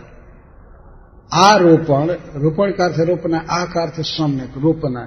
जब भगवान कृष्ण के प्रति आसक्ति अनुभव होने लगे तो इस भाव को पोषना चाहिए, जिससे हमारी आसक्ति और बढ़ती जाए और बढ़ती जाए। उस बीज का रोपण करता है और बीज का रोपण करके वह भक्त श्रवण कीर्तन जले करे से चल, उसको श्रवण और कीर्तन के द्वारा सेचन करता है। कीर्तन का अर्थ है भगवान का नाम जप करना, भागवत पढ़ना, यह कीर्तन या पद गान करना। और श्रवण का अर्थ भगवान श्री कृष्ण के लीला, रूप, गुण आदि को सुनना। बारंबार कृष्ण के विषय में सुनने से उसका भाव, उसका प्रेम और डेवलप होता है, विकसित होता है। श्रवण करने से और कीर्तन करने से, भागवत पढ़ने से, जप करने से और भगवान के विषय में सुनने से उसकी आसक्ति की लता बढ़ने लगती है, कृष्ण के प्रति आसक्ति बढ़ती है। तो जब थोड़ी भी आसक्ति, थोड़ा भी आकर्षण कृष्ण के प्रति महसूस हो भक्त को, तो उसे चाहिए कि माली जैसा यत्न करके उसको हृदय में रोपे। हृदय में ही वो भाव रहेगा, वो भक्ति की लता, प्रेम की लता हृदय में जमेगी। हृदय में कृष्ण के प्रति भाव होता है तो यही उसका पोषण करना है। पोषण कैसे करना है? जीव द्वारा और कान द्वारा। हरे कृष्णा कृष्णा कृष्णा हरे हरे, हरे राम राम राम हरे। जितना ही सुनेंगे भगवान के विषय में और जितना ही भागवत आदि पढ़ेंगे, नाम उच्चारण करेंगे, उतना ही कृष्ण के प्रति आसक्ति बढ़ेगी। इसका श्रवण कीर्तन जले करे से चल, सेचन करना। माली है या भक्त को माली बन जाना चाहिए। माली कितने यत्न से पौधों की रक्षा करता है, बढ़ाता है, और तो माली बन जाना चाहिए। माली हैया करे से बीज आरोपण। माली बन करके वो भक्त अपने हृदय में उस बीज को रोपता है और श्रवण कीर्तन जले करे से चल। ये है श्रवण। जैसे हम लोग श्रवण कर रहे हैं श्रीमद् भागवतम का, भगवान वामन देव और बलि महाराज के चरित्र को सुन रहे हैं, इसको श्रवण कहते हैं। तो भगवान श्री कृष्ण के गुण, रूप, चरित्र आदि का श्रवण करना है। बार बार सुनने से आसक्ति होगी। श्रवण कीर्तन जले करे से चल। माली हैया करे से बीज आरोपण श्रवण कीर्तन जले करे से चल। उपजिया बाढ़े लता ब्रह्मांड भेदी जाए, बिरजा ब्रह्मलोक भेदी पर व्योम पाए। तो वह लता बढ़ती है, बढ़ती है। उपजिया बाढ़े लता। यदि श्रवण कीर्तन की धारा लगातार चलती रहेगी, भगवान कृष्ण के विषय में सुनते रहेंगे और गाते रहेंगे, बोलते रहेंगे, पढ़ते रहेंगे भागवत, तो वह भगवान कृष्ण के प्रति जो प्रेम है वो लता बढ़ेगी, बहुत जोर से बढ़ेगी। और इतना बढ़ेगी, इतनी ज्यादा बढ़ेगी कि ब्रह्मांड को छेद करके बाहर हो जाएगी। ब्रह्मांड भेदी जाए, इसका मतलब यह है कि इस ब्रह्मांड में, पृथ्वी की तो बात ही बहुत दूर है, स्वर्ग में भी कोई स्त्री, कोई भोग की सामग्री, विमान आदि कुछ भी, उसमें भी मन नहीं लगेगा। पृथ्वी पर को तो पार ही कर गया। पृथ्वी पर किसी भी देश में, किसी भी स्थान में, किसी भी काल में जो भी सुंदरता है, सौंदर्य है, भोग है, पद है, बड़ा बड़ा पद जैसे प्राइम मिनिस्टर का है या राष्ट्रपति का है या योग की सिद्धियां हैं, किसी में मन नहीं लगेगा। ये लता बढ़ते बढ़ते स्वर्ग में जाएगी, स्वर्ग में भी नहीं लगेगा, अंततः वो ब्रह्मांड को भेद जाएगी और ब्रह्मांड के पार भी विरजा को पार करेगी। जो इस प्राकृत ब्रह्मांड और परव्योम वैकुंठ के बीच में जो नदी है, समुद्र है, उसको विरजा कहते हैं, उसको भी पार करेगी। मतलब उसमें भी आनंद नहीं देखेगी वो लता। यहां तक कि ब्रह्मलोक, यहाँ ब्रह्मलोक मतलब सत्यलोक नहीं हुआ, क्योंकि ब्रह्मांड को भेद दिया तो सत्यलोक तो ब्रह्मांड के अंदर ही है। ब्रह्मा जी के पद पर भी लुब्ध नहीं होगा भक्त। फिर ब्रह्मलोक, ब्रह्मलोक का अर्थ है जो मुक्ति का स्थान है तथाकथित, जहां केवल भगवान के अंग की प्रभा है, प्रकाश है, जो आनंदमय है, उसमें भी आसक्त नहीं होगा। स्वर्ग में तो आसक्त हुआ ही नहीं, ब्रह्मानंद में भी आसक्त नहीं होगा, परव्योम में चला जाएगा। और परव्योम में भी, वैकुंठ में भी भगवान वैकुंठ नाथ के ऐश्वर्य आदि के प्रति वो लुब्ध नहीं होगा। वो लता बढ़ती जाएगी। तबे जाए तदुपरि गोलोक वृंदावन, कृष्ण चरण कल्प वृक्ष करे आरोहण। तो परव्योम को भी पार करके, जो अनंत सुखमय है, उसको भी पार करके गोलोक वृंदावन में लता पहुंचेगी और वहां जाकर के कृष्ण रूपी कल्प वृक्ष चरण में चढ़ने लगेगी। मतलब कृष्ण को पसंद किया। भक्त की इतनी आसक्ति हो जाती है, कृष्ण के अतिरिक्त और कहीं आसक्ति नहीं, तो लता बढ़ती जाएगी, कहीं वृक्ष का कोई आश्रय नहीं। अंत में गोलोक में कृष्ण चरण कल्प वृक्ष करे आरोहण। उसी वृक्ष पर वो फैलेगी और फूलेगी, फलेगी, और वहां से कहीं नहीं जाएगी। इसका अर्थ है कि ब्रह्मांड के जितने भी भोग के पदार्थ हैं, और यहां तक कि मुक्ति का जो आनंद है, स्वर्ग आदि का, मुक्ति का, सबको तिरस्कृत करके भक्त का चित्त भगवान कृष्ण का चिंतन करता है, कृष्ण को पसंद करता है। कृष्ण चरण कल्प वृक्ष करे आरोहण, तहां विस्तारिया हैया फले प्रेम फल, यहाँ माली सींचे नित्य श्रवण आदि जल। वहां विस्तारित होकर के उस कल्प वृक्ष पर फैल करके वो लता प्रेम का फल फलेगी, फलती है। मतलब भगवान कृष्ण के प्रति उसका पूर्ण प्रेम रहता है, उससे चित्तवृत्ति कहीं नहीं जा सकती। वहां तो लता बढ़ गई और यहाँ माली सेचे नित्य श्रवण आदि जल। और माली यहां पर क्या करता है कि नित्य श्रवण कीर्तन करता रहता है, श्रवण कीर्तन करता रहता है। ये नहीं सोचता है कि अब सिद्ध हो गया, अब क्या जप करना है, अब क्या भागवत पढ़ना है, अब टाइम से चाय पी ले, यही काफी है। कुछ लोग ऐसे होते हैं कि ऐसा दिखाते हैं कि अब पहुंचे हुए महात्मा, इनको कोई नियम पालन की जरूरत नहीं, ग्रंथ भी नहीं पढ़ते हैं और जप भी नहीं करते हैं, न मंगला आरती न कुछ भी अटेंड करने की कोई जरूरत नहीं, अपने को सिद्ध मान लेते।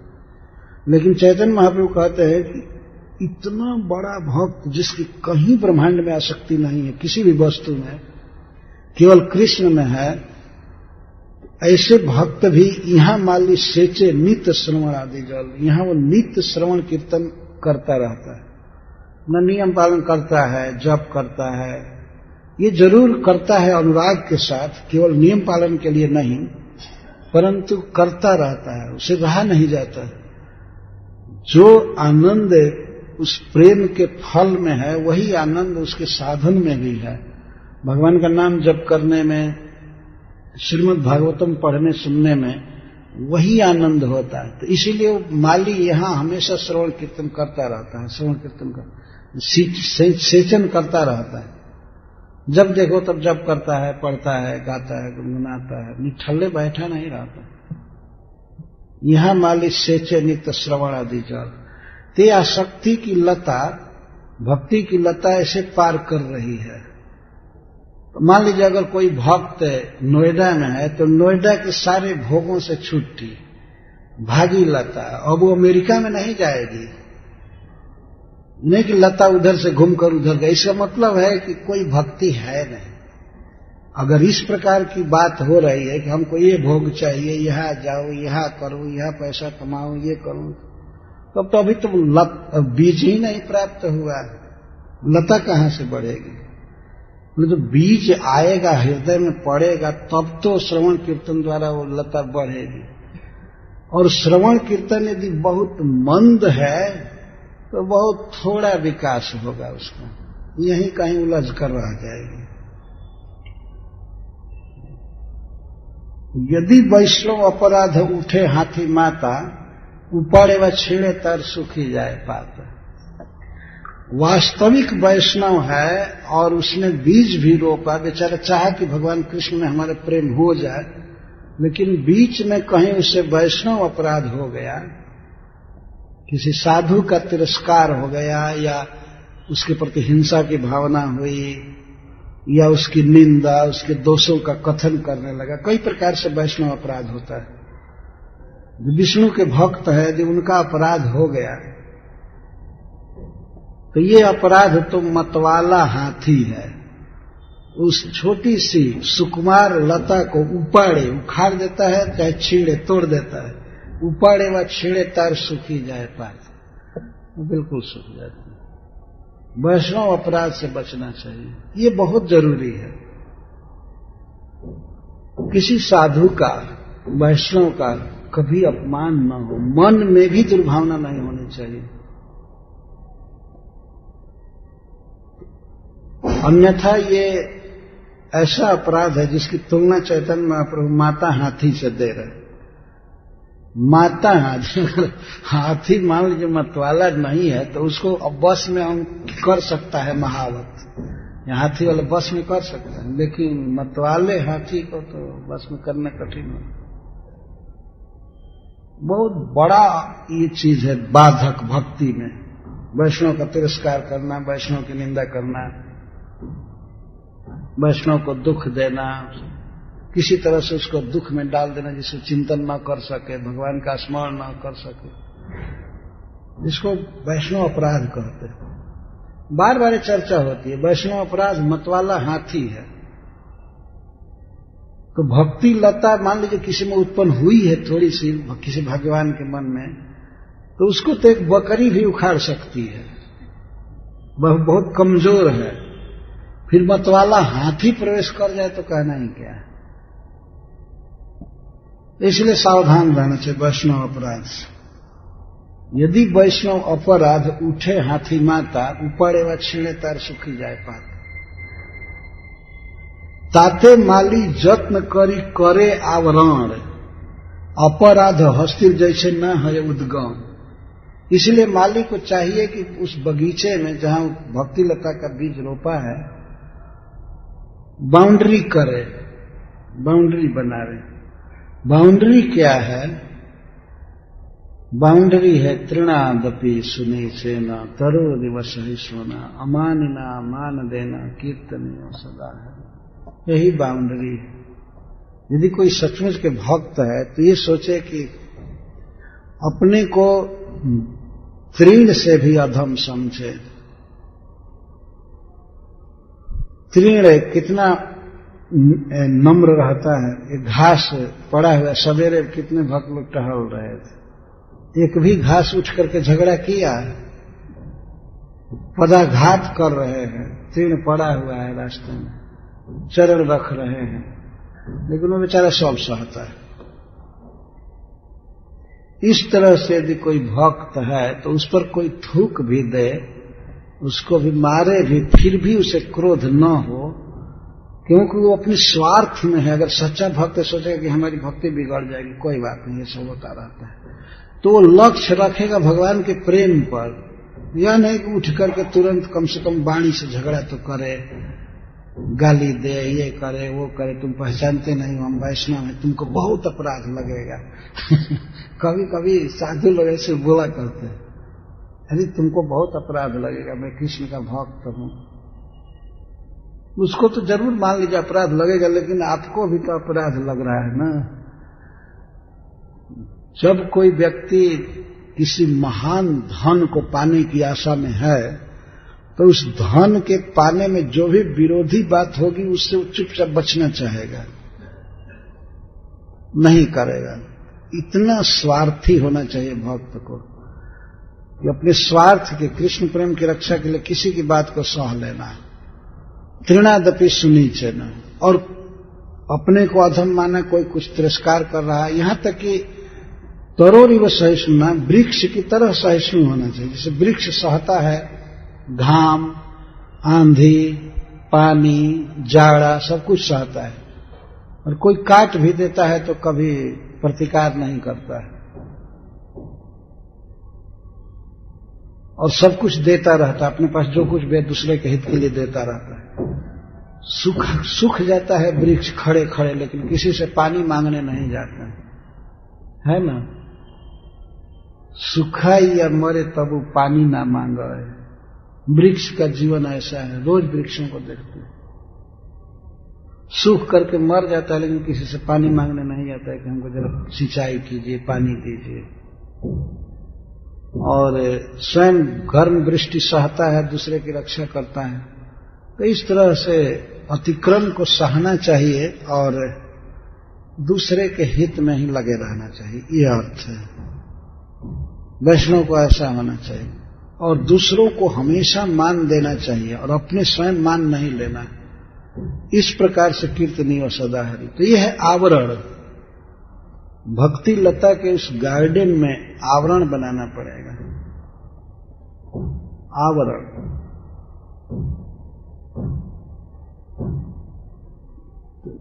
आज प्रश्न होगा कि भाई बीज है ही नहीं तो आवरण बनाकर क्या करेंगे? तब तो कोई बात नहीं है। बीज नहीं है और लता उत्पन्न भी नहीं हुई है, तब तो आवरण बनाने का कोई प्रश्न ही नहीं। लेकिन जो वास्तव में कृष्ण प्रेम चाहता है, हृदय में लालसा हो गई है, तो उसे ऐसा बनना चाहिए, बाउंड्री बनाना।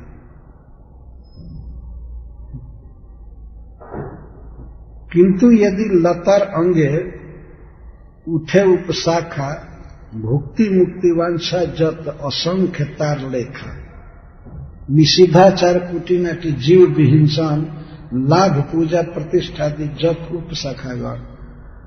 लेकिन मान लीजिए अगर श्रवण कीर्तन हो रहा है, भक्ति लता बढ़ी,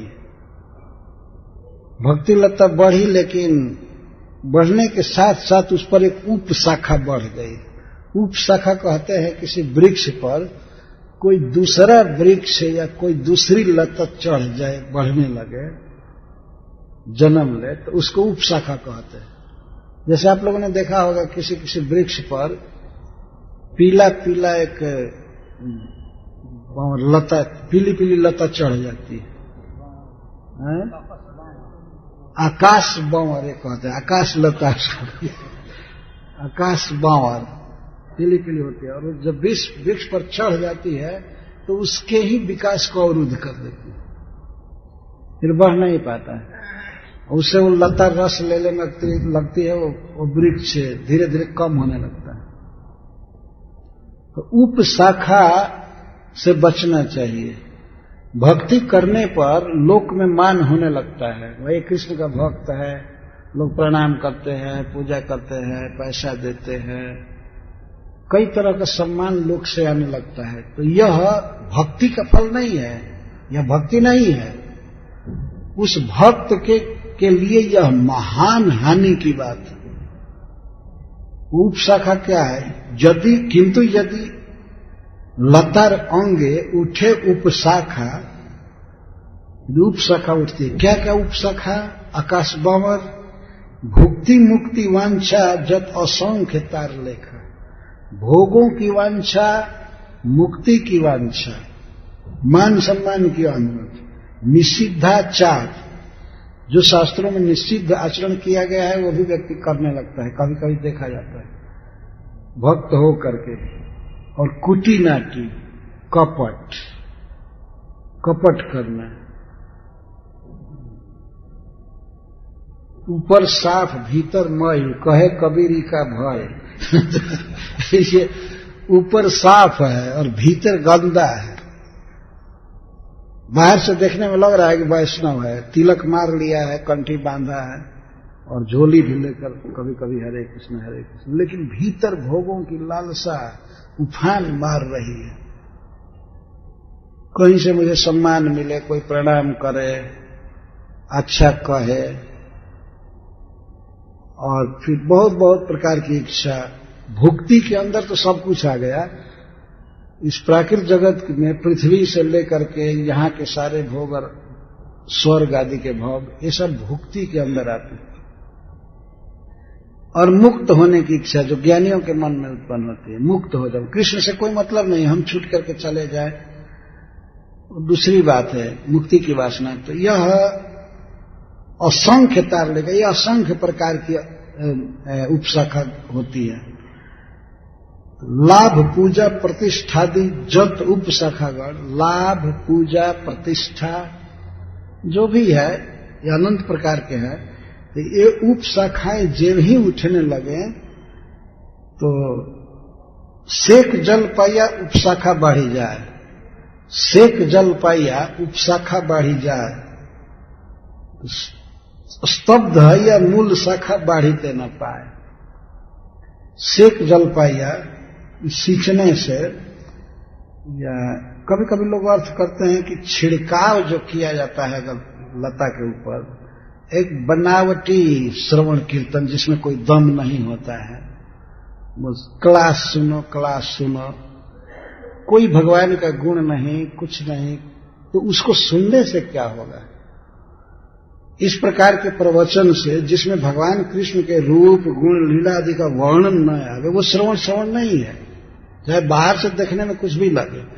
तो सेक जल है, वो छिड़काव किया जा रहा है, तो उसको पा करके उपशाखाएं बढ़ेंगी चारों तरफ से, और स्तब्ध है या मूल शाखा बढ़ीते न पाए। और मूल जो शाखा है, कृष्ण में अटैचमेंट होना, कृष्ण में प्रेम होना, वो शाखा बढ़ना ही बढ़ेगी, और वो शाखा नहीं बढ़ेगी। अब ये स्वामी जी हो गए, चाहे महाभागवत हो गए, ये हो गए, वो हो गए, किताबें छपती हैं, व्यास पूजा वगैरह सब, ये उपशाखा है, और मूल शाखा गायब हो गई। वैसे तो शाखा लगी ही नहीं थी, मूल बात तो ये है कि बीज उज कुछ भी नहीं मिला, लता नहीं बढ़ी, लेकिन कदाचित थोड़ी सी आसक्ति कृष्ण के प्रति हो और इस प्रकार की बातें आने लगे, इसका मतलब है कि मूल शाखा गायब हुई। मूल जो भक्ति लता थी वो गायब हो गई, खत्म हो गई, उपशाखा ही रह गई, और मूल शाखा को खत्म करके बाद में ये भी खत्म हो जाती है, बाद में लोक में इज्जत भी नहीं रह जाती है। ये देखा जाता है, कभी कभी वैष्णवों के जीवन में ऐसे देखा जाता है कि बहुत पूजा प्रतिष्ठा आदि हुई, लेकिन बाद में पोल खुलने पर वो भी नहीं होती है। ऐसे प्रहलाद महाराज कहते हैं, भागवत में कहे, दंभियों का तो पोल खुलने पर वो भी नहीं रहता है, खत्म हो जाता है।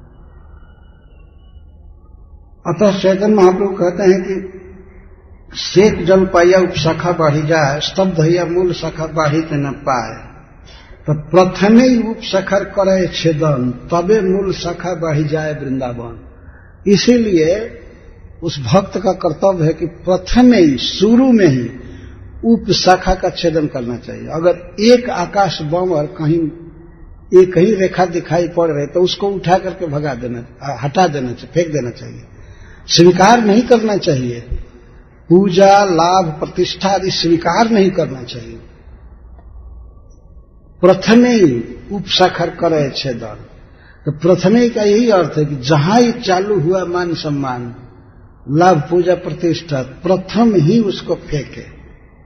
अगर प्रथम बार देखे कि उपशाखा एक लंबी खींची है और उसको हटा करके फेंक देंगे तो नहीं पड़ेगी, अगर छोड़ दिए तो उसके फैलते फैलते देर नहीं लगेगी और मूल शाखा इस तरह से नष्ट हो जाएगी। बहुत बहुत इसका अर्थ है, उपशाखा का अर्थ शास्त्रों इसकी टीका में समझाया गया है, राधा गोविंद नाथ जी ने समझाया है बहुत विस्तार से उपशाखा का क्या अर्थ। हम लोग पहले समझते थे कि उपशाखा का मतलब उस लता में से ही कोई शाखा खुल गई, उसको उपशाखा नहीं कहते हैं, उसको तो शाखा कहते हैं। उस वृक्ष से भिन्न, उस लता से भिन्न दूसरी चीज हृदय में अगर लालसा हो गई कि मुझे भुक्ति मिले, मुक्ति मिले, मेरा सम्मान हो, मेरी इज्जत हो, ये हो, वो हो, पैसे की कामना, स्त्री की कामना, कई प्रकार की कामना। इसका मतलब है कि भक्ति की कामना खत्म हुई, नहीं रही। दोनों एक साथ नहीं हो सकता है। भुक्ति मुक्ति स्पृहा जावत पिशाची हृदय वर्तते तावत भक्ति सुखस्यात्र कथम अभिदेव भरे। भुक्ति और मुक्ति की स्पृहा रूपी पिशाची जब तक हृदय में है, तब तक इस हृदय में भक्ति सुख का उदय कैसे हो सकता है? पिशाची बच्चे को खा जाती है, थोड़ा बच्चा बड़ा भी हो जाए तब भी मार देती है, खाती है। और ये तो अभी बच्चा हृदय में थोड़ा सा उत्पन्न हुआ और उसी हृदय में भुक्ति मुक्ति की दो पिशाचिनी बैठी है। वो तो उत्पन्न होते ही भक्ति के बच्चा को खा जाती है, भक्ति होने नहीं देती, केवल दिखावा रह जाता है, आडंबर रह जाता है, कोई भक्ति नहीं होती, कोई प्रेम नहीं होता है। इसीलिए चैतन्य महाप्रभु कहते हैं प्रथमई उपशाखा करे छेदन तबे मूल शाखा बढ़ी जाए वृंदावन। तब मूल शाखा बढ़ेगी वृंदावन की तरफ। वृंदावन का वृंदावन